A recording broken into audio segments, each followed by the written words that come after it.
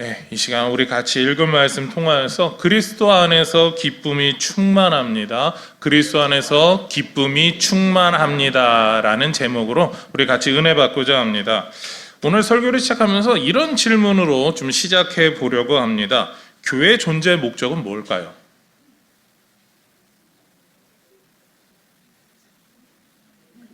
네. 조금 힌트를 드리면 오늘 우리 남성 찬양대 그 찬양 가운데서 좀 나왔습니다. 우리가 은혜를 받았어요. 어떤 은혜 받았죠? 맞습니다. 구원의 은혜를 받았어요. 그런 그 구원의 은혜를 전파하는 거. 그게 교회의 존재 목적입니다. 우리를 구원의 그 기쁨을 전하는 것을 우리는 전도라고 이야기를 하죠. 그리고 복음이라고 이야기를 하죠. 우린 그 일을 위해서 이렇게 부르심 받은 사람들이 바로 교회다라고 이야기를 하겠습니다. 우리가 여러 가지 이야기를 이 목적에 대해서 많은 이야기를 할 수 있지만 그러나 그 모든 이야기는 바로 이 전도, 복음 전파라고 하는 일에 다 모이게 되어 있습니다. 우리는 교회가 복음을 전하기 위해서 세상에서 어떻게 해야 되는지에 대해서 많은 이야기들을 이미 많이 나눴습니다. 이건 제가 했다는 게 아니고요. 우리가 교회에서 설교를 통하여서 그리고 여러 세미나를 통하여서 그리고 또한 우리 성도들 간의 여러 모임 가운데 우리 교회가 어떤 일을 해야 될까라고 하는 그 이야기 가운데 항상 깔려 있는 기본 전제가 있죠. 복음을, 예수 그리스도를 어떻게 전해야 될까라고 하는 게 우리가 가지고 있는 기본 생각이고 우리의 기본 목적이었습니다. 우린 당연히 해야 하는 거니까 그걸 전하기 위해서 이렇게 해볼까? 저렇게 해볼까? 너는 어떻게 생각해? 나는 이렇게 생각해. 우린 서로 이런 이야기를 참 많이 주고받았습니다. 바울의 편지를 받는 빌립보 교회 성도들도 마찬가지였습니다. 복음 전파를 위해서 상당히 노력했습니다. 그냥 단순하게 열심히 노력했습니다라는 게 아니라 열정을 가지고 했던 사람들입니다. 그 열정이 너무나 대단했기 때문에 사도 바울도 그들의 열정만큼은 칭찬해주고 인정했습니다. 그런데 빌립보서 2장에 오게 되면 관점이 조금 바뀌게 됩니다. 세상을 향해 복음을 전하는 교회, 바로 그 교회, 그 공동체 안에서 각 지체를 향해 서로 어떻게 섬겨야 할까라고 하는 질문으로 바로 그러한 궁금증으로 방향이 변해 있기 때문입니다. 오늘 말씀을 통해서 복음을 전해야 되는 교회, 복음을 전한다고 하는 교회가 교회의 지체들끼리, 교회 안에서 성도들이 어떻게 서로를 섬기고 대해야 될지 하는 바로 그 문제에 대해서 오늘 말씀을 통해서 같이 고민해 보려고 합니다.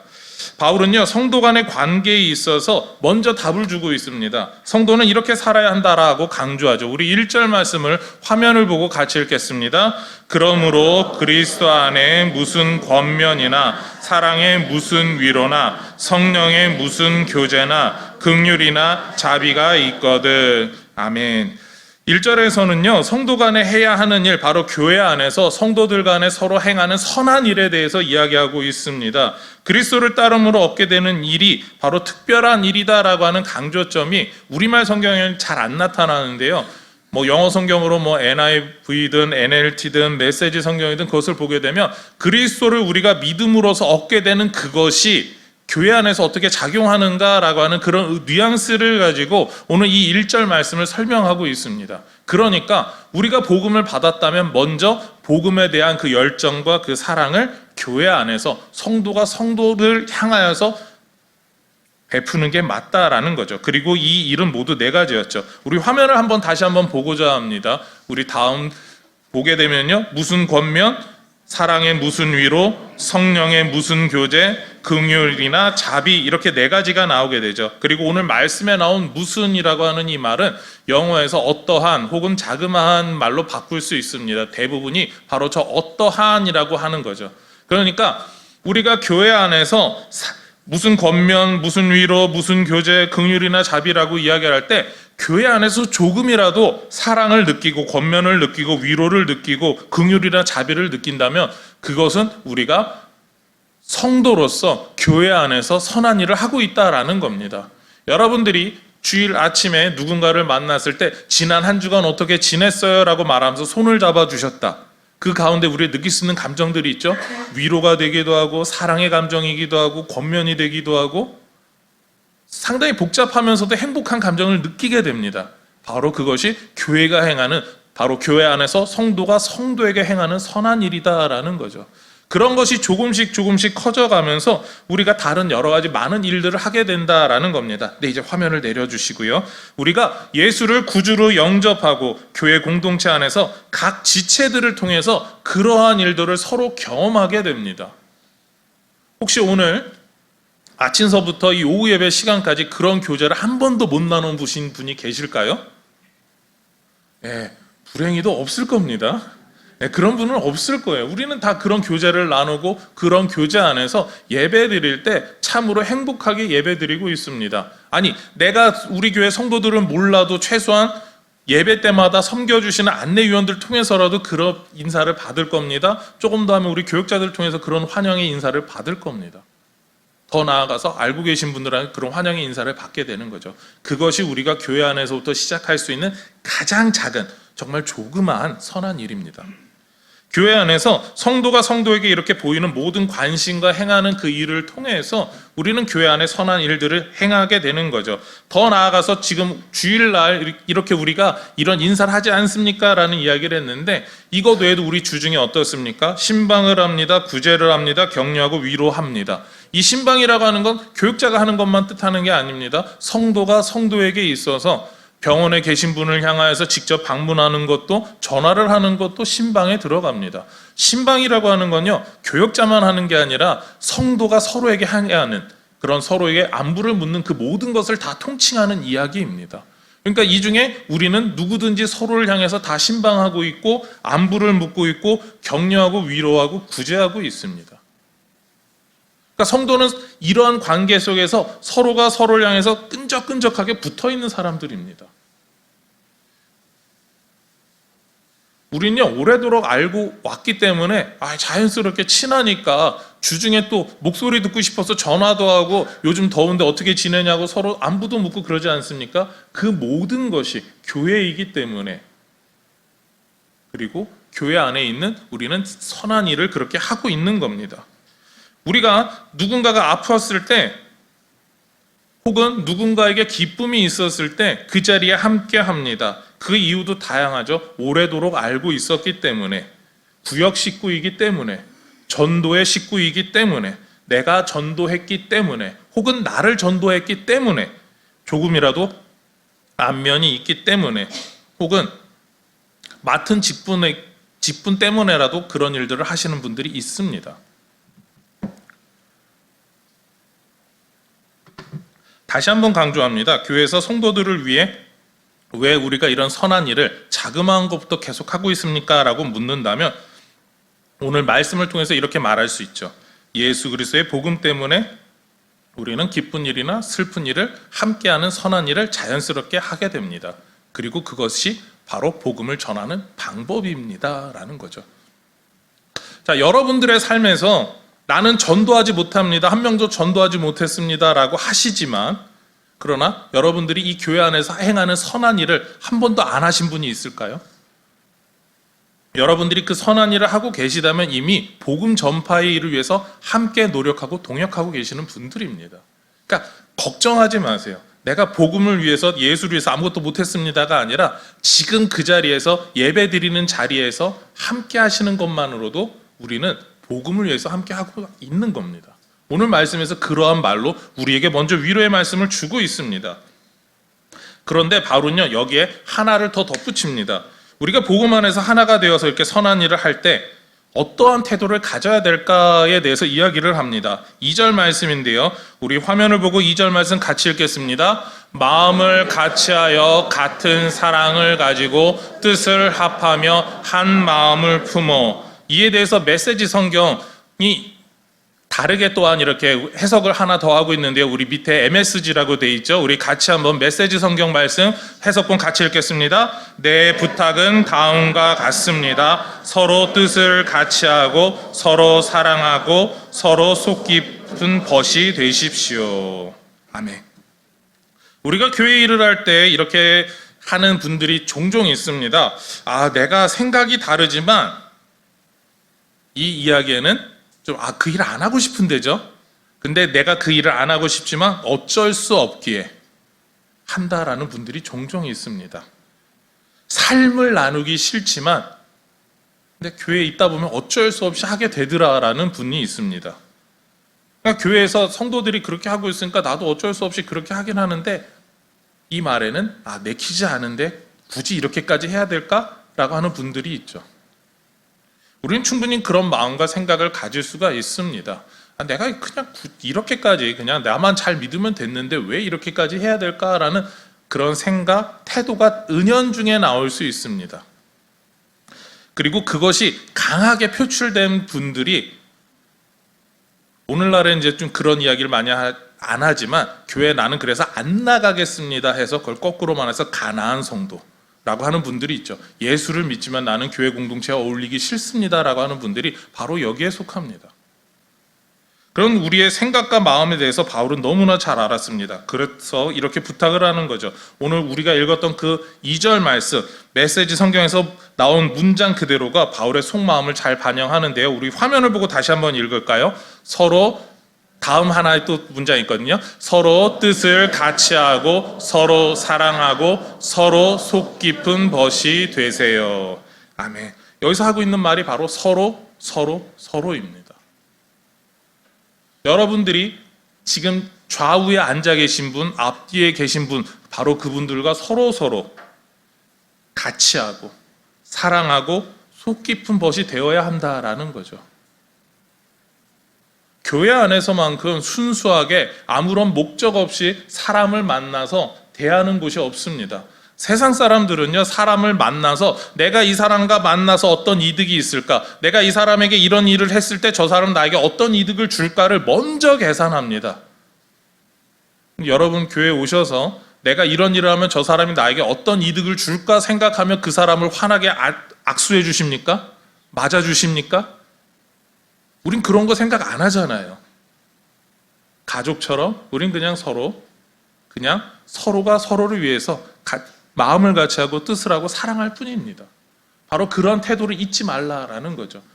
우리가 그런 태도를 잊어버리고 세상 사람들과 동일하게 이득을 위해서 성도를 대하고 성도에게 이야기를 하고 접근을 하면은 그것은 이미 성도로서 자기 스스로가 하나님의 뜻을 저버리고 있는 겁니다.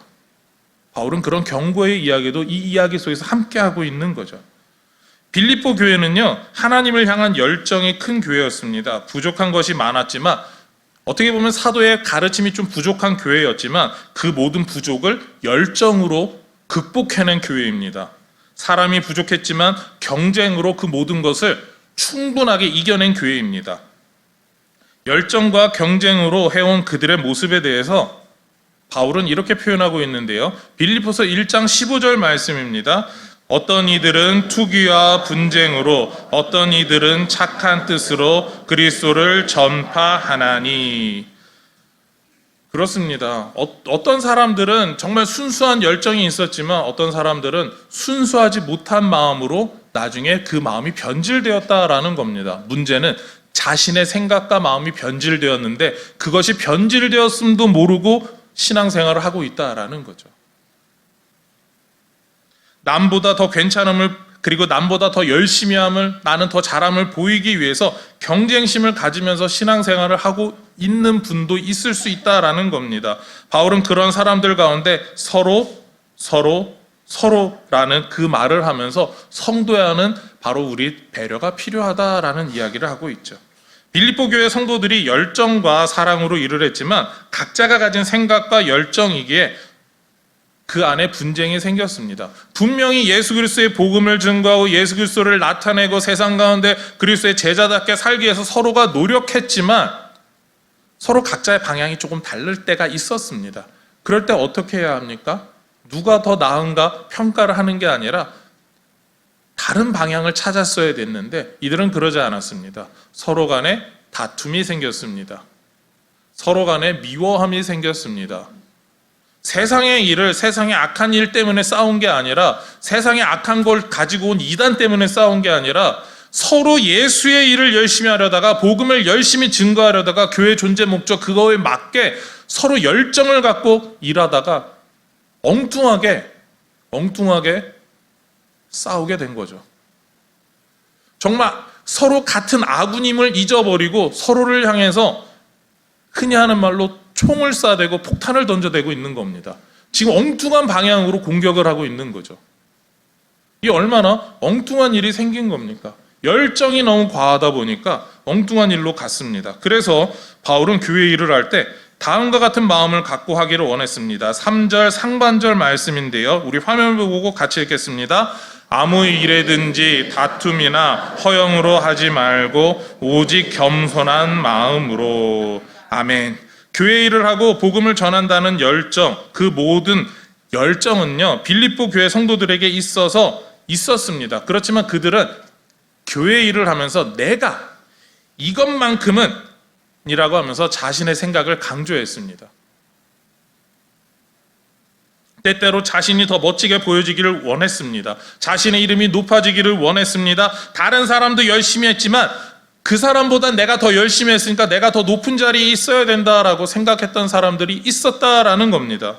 이러한 태도는요, 교회에서 일하다 보면 가끔 보일 수 있는 태도입니다. 어쩌면 우리 가운데 그런 모습으로 일을 해왔던 분도 있을 수 있습니다. 그런 분들이 계시면 교회는 좀 시끄러워지죠. 서로 다툼이 생깁니다. 반대로 이야기를 하면 교회 안에서 서로 다툼이 없고 시끄럽진 않다라고 하면은 우선 그런 분들은 없는 겁니다.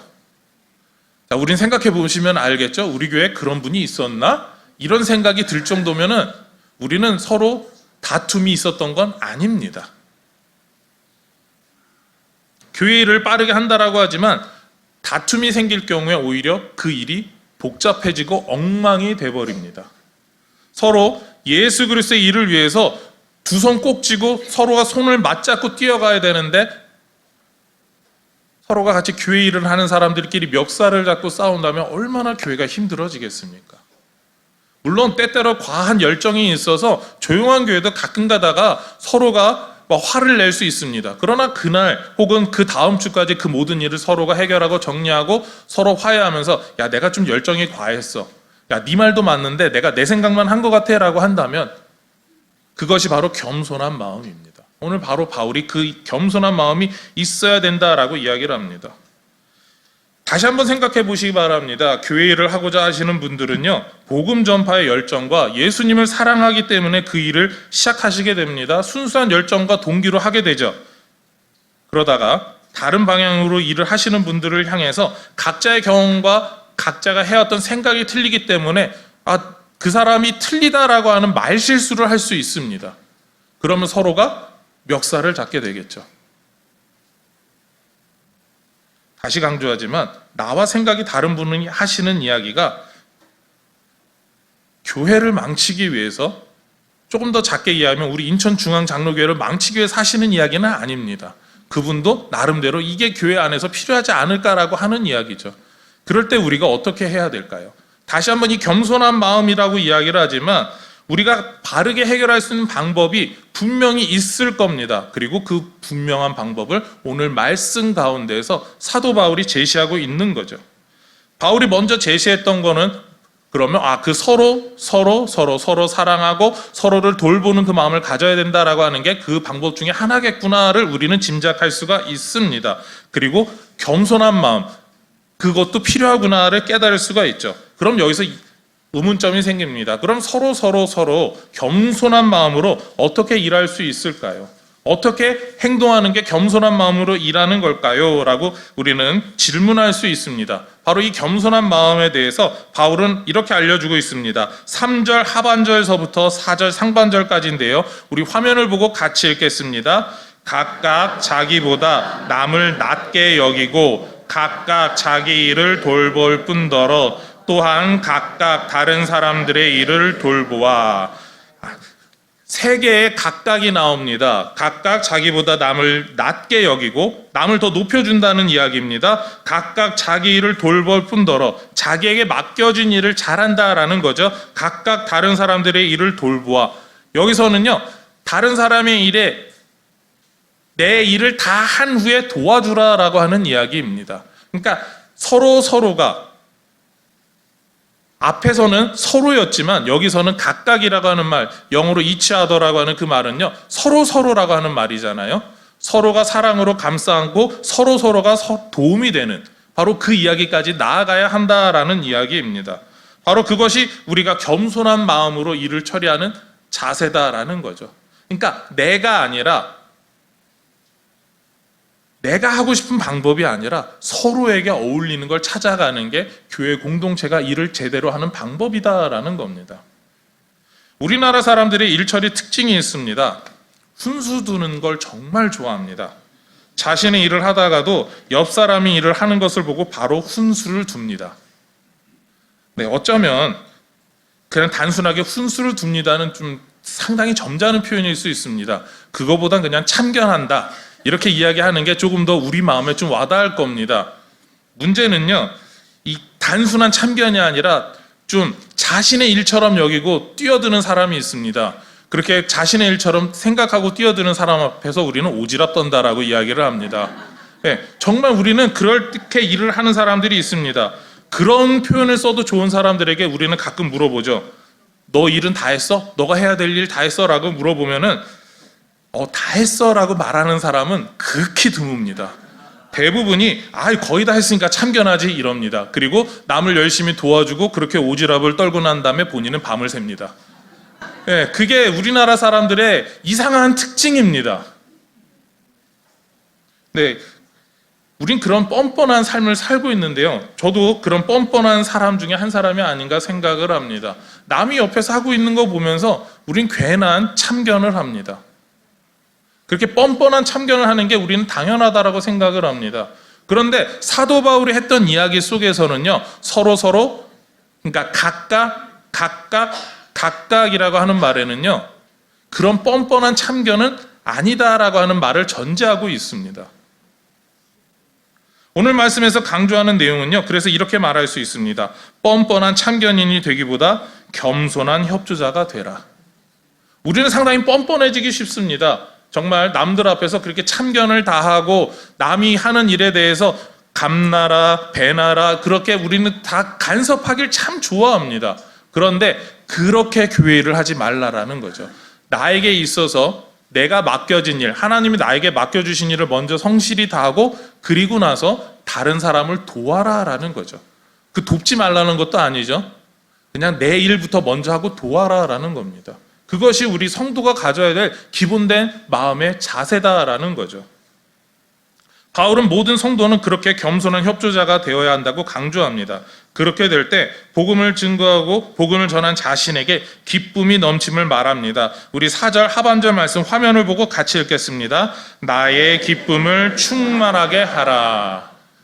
바울은 자신이 기쁨을 누리는 이유에 대해서 앞서서 특히 1장에서 이렇게 얘기했습니다. 그리스도께서 기뻐하시기 때문이라고 말했습니다. 그러니까 사도 바울이 나의 기쁨을 충만하게 만들어 주십시오라고 하는 이야기는 무엇입니까? 예수님이 빌립보 교회 공동체를 통해서 기뻐하시면 나도 기뻐할 수 있습니다라는 이야기입니다. 사도 바울이 우리를 보고 동일하게 이야기할 수 있죠. 인천중앙장로교회가 예수님을 기쁘시게 한다면 내가 기쁠 수 있습니다라는 이야기를 동일하게 하고 있습니다. 그러니까 우리가 먼저 신경 써야 되는 건 내 기쁨, 내가 우리 공동체 안에서 제일 기쁜 사람이 되길 원하는 게 아니라 예수 그리스도가 기쁜 사람이 되어야 한다라는 겁니다. 그런 사람이 되기 위해서 우리는 서로가 서로를 위해서 살아가야 한다라는 거죠. 저와 여러분이 겸손하게 서로를 섬기는 협조자가 되어야 합니다.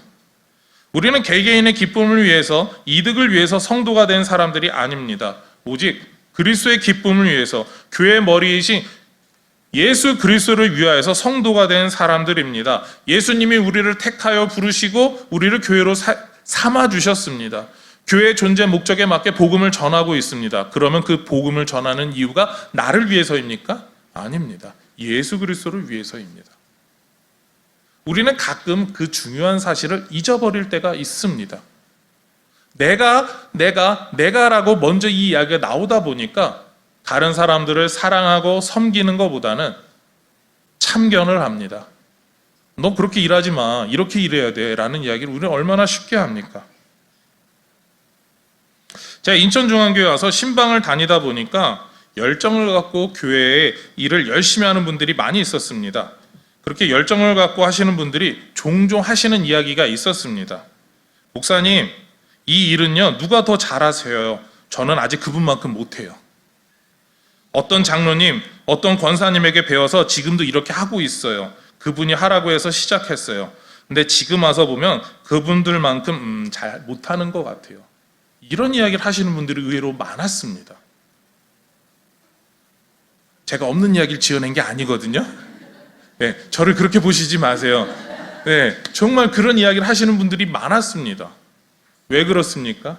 우리가 내가라고 하는 분들보다 다른 사람이 더 열심히 하고 더 열정적으로 합니다. 저를 이상하게 쳐다보셨던 분들은 혹시 그분이 본인은 일을 안 하고 다른 사람 일을 시키기 위해서 그렇게 이야기했을 수 있어요? 라고 보시면 안 됩니다. 정말 그분이 얼마나 하나님 앞에 열정적으로 지금도 일을 하고 계시는데요. 개인적으로 그렇게 남들이 더 낫다, 나는 아직 부족합니다 라고 하시는 분들 때문에 우리가 이렇게 성전 건축의 그 시기에도 교회가 얼마나 건전하고 얼마나 행복하게 이렇게 나아가고 있습니까? 바로 그런 분들 때문에 교회가 이렇게 아름답게 힘들지 않은 겁니다. 그리고 교회가 있어서 더 날마다 성숙할 수 있는 거죠. 저는 이 자리에 계신 모든 분들이 그런 분들이라고 생각을 합니다. 여러분 안에 분명히 남보다 나 자신을 낮게 여기는 분은 가끔 있을 수 있습니다. 그렇지만 자신보다는 남을 더 높여주시고 자기 일에 최선을 다하시고 다른 사람의 필요를 돕는 분들이 더 많다라는 거죠. 그런 분들이 지금도 중심이 되어서 열심히 열정적으로 헌신하고 계십니다. 그래서 이미 예수 그리스도가 기뻐하시는 교회의 참된 겸손한 협조자로 일하고 계신 분들이 많습니다. 그런 분들에게 예수님께서 나의 기쁨을 충만하게 하는 사람이라고 불러주실 겁니다. 어떠한 사람이요? 나의 기쁨을 충만하게 하는 사람. 그리고 오늘 사도 바울이 이야기했던 것처럼 나의 기쁨을 충만하게 하라라고 하는 일을 우리는 이미 하고 있습니다. 저는 이 자리에 계신 모든 분들이 나의 기쁨을 충만하게 하는 사람이 되기를 소망합니다. 말씀을 정리합니다. 우리는 교회로 부르심을 받았습니다. 그리고 교회에서 우리는 당연히 교회이기 때문에 복음을 증거합니다. 교회 공동체는요, 교회의 머리 대신 예수 그리스도를 위해서 그 모든 일을 하게 되어 있습니다. 그리고 교회 공동체는요, 뻔뻔한 참견인이 아니라 겸손한 협조자가 되어서 서로가 성도 안에 아름다운 교제를 나누어야 합니다. 이런 겸손한 섬김이 예수님의 기쁨임을 믿습니다. 이미 우리 가운데 예수님의 기쁨답게 살고 계신 분들이 있습니다. 그런 분들이 인천중앙교회의 장점이라고 저는 생각을 합니다. 그리고 그 장점이 계속해서 커지기를 소망합니다. 좋은 신앙의 본을 보이는 분들과 함께 믿음의 교제를 나누시기를 부탁드립니다. 그래서 예수님의 기쁨된 교회라는 칭찬 듣는 우리 모든 인천중앙 공동체가 되기를 소망하며 축원합니다.